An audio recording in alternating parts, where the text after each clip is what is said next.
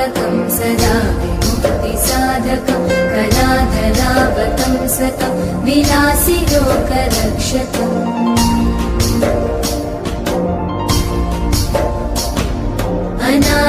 अनायकैकनायकं विनाशिते भदैत्यकं नताशुभाशुनाशकं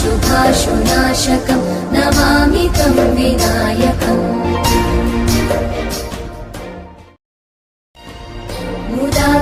मुदाकरात्तमोदकं सदा विमुक्तिसाधकं कलाधरावतंसकं विलासिलोकरक्षकम्